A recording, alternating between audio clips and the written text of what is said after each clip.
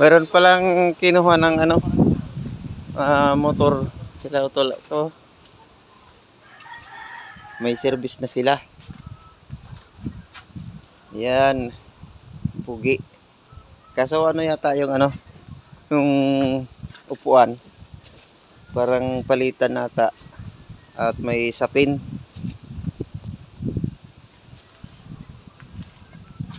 Okay pa to, bago pa to. Ito'y hatak siguro ito guys. Hatak yata ito, tapos sila na yung magpapatuloy maghulog.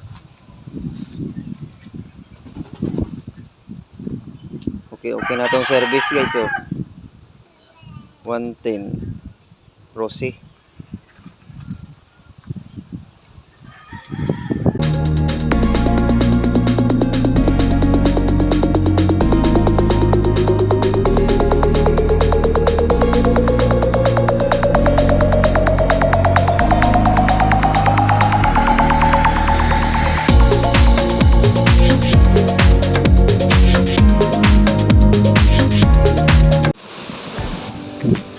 Grabe guys, ang lakas ng ulan.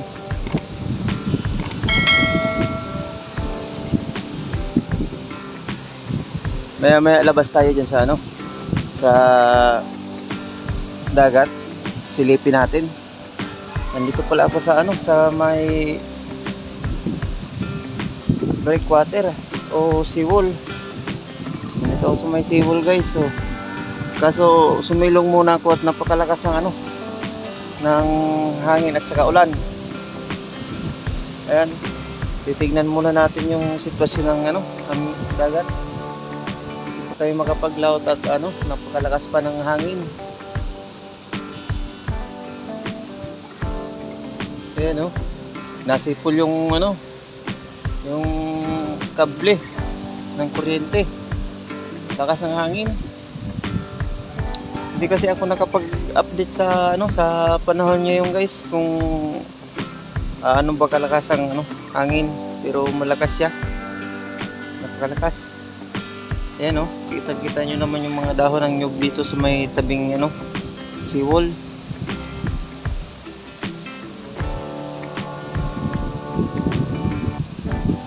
Medyo naulan pa kasi guys, kaya antayin muna natin tumila ang ulan. Baka tayo mahuli na naman tayo ng trangkaso. Pagagaling lang natin sa trangkaso guys, mga kapising. Yan, malapit nang matapos ang ulan.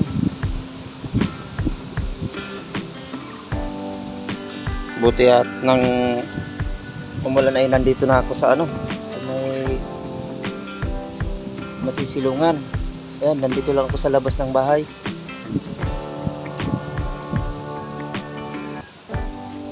Okay. Ang ano na ang ulan.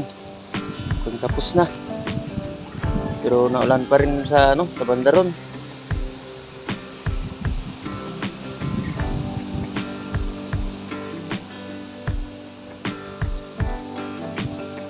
Grabe dahil kasi ito sa ano, sa low pressure guys, kaya ano, kaya ganito ang panahon.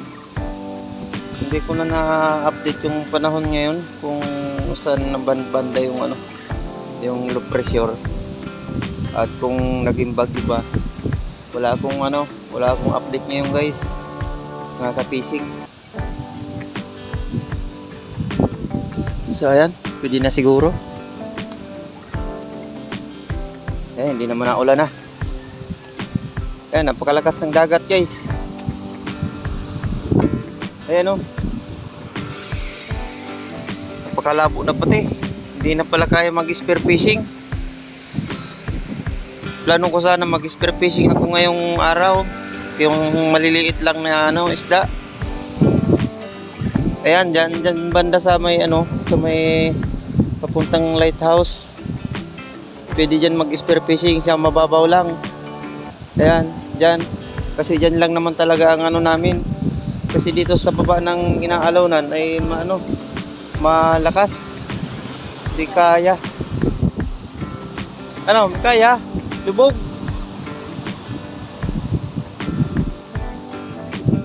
Kasi Kuya Oman, mahusay na maninisi din ito guys. binibisita niya yung dagat kung pwedeng mag spear fishing. Kaso ayan, hindi kaya, napakalabo.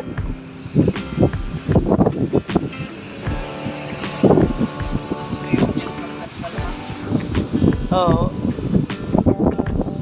Maano na yan, malinig na hunasan na yan. Kalma. Labo, hindi kaya. Malalaki ang ang alon doon sa sa baba.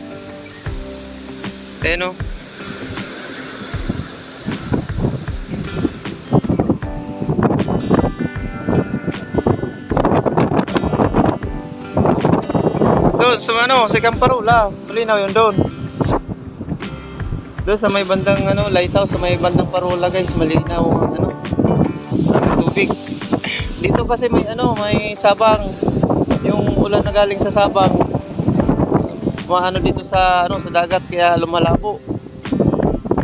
Tapos pagdating naman dito sa may breakwater, na-stuck yung labo ng dagat kasi nag-iikot-ikot na lang diyan yung malakas ang agos doon sa labas, tapos umiikot lang siya paganto sa yung agos niya, kaya yung labo hindi lumalabas. Pero malabo talaga masyado, hindi kaya. Doon sa mukhang malinaw doon, pero pag ganyan kasi malakas ang agos, pag malakas ang dagat, malakas din ang agos.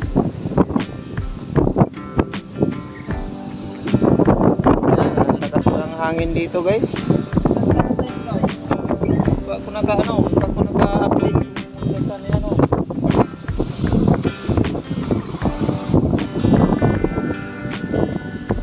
Hindi pa tayo nakapag-update guys ng ng panahon, kaya hindi pa natin alam kung hanggang kailan pa ito. Mahaba-haba ng tambay namin guys. Kaya malaking alon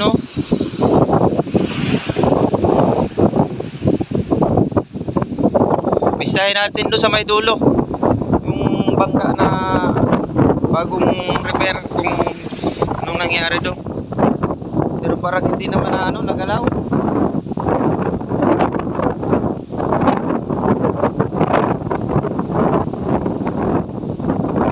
Lakas pa ng hangin guys, tapos malabo. Dito sana sa may baba lang na ito, pwede dyan mag-spear fishing. Baybayin yan, tapos may kunting mga bato dyan sa may dyan sa may bandang dulo na yan, may mga batuhan yan dyan, pupunta na doon sa may naalon. Tapos doon din sa kabila, sa may naalon na yun, dyan may nag-spear fishing dyan pagka malinaw. Mababaw lang naman yan dyan guys, sa may niya, siguro mga 4 na di pa lang dyan sa may dyan. Tapos sa may babae malalim, mga 4 hanggang 5 ganyan. Pero hindi ko na yan abot guys, kasi hindi naman tayo magaling magsisid. Dito lang banda sa may mababaw lang yan, tapos doon sa may breakwater kasi mababaw lang naman yun doon. So ayan, tingnan natin dito sa sa may dulo.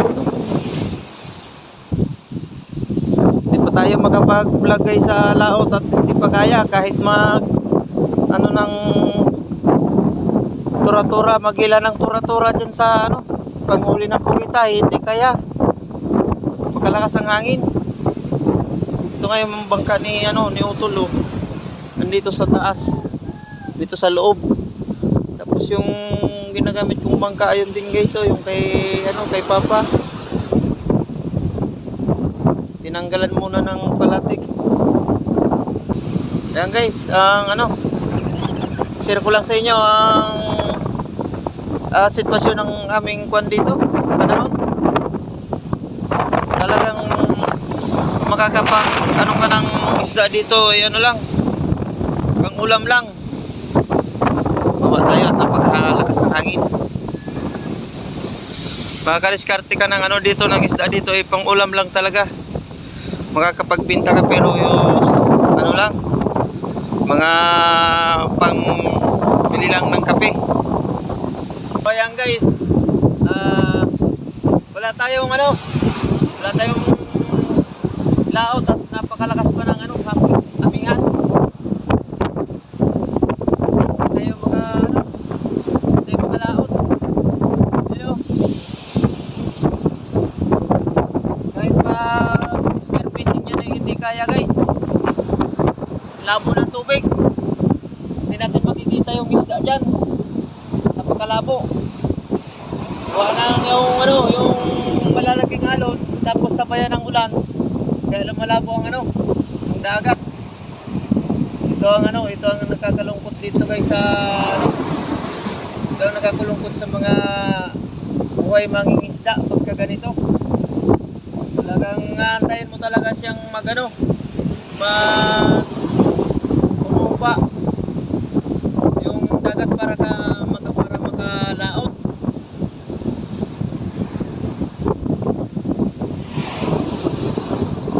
So ayan guys, uwi na tayo at ano na, baka tayo ulanan. Uulan na naman oh. Oh. Baka tayo ulanin. Uwi na tayo.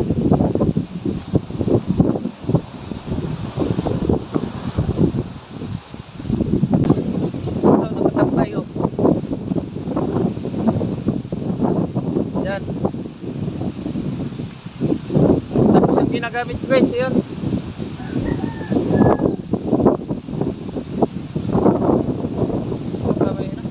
May loob. Meron palang kinuha ng ano, motor sila utol to. May service na sila. Yan. Pugi. Kaso ano yata yung ano, yung upuan. Parang palitan nata. At may sapin.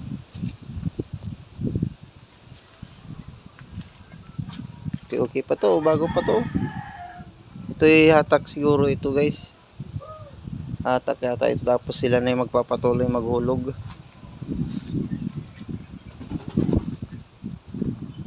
Okay na tong service guys oh. 110 Rossi.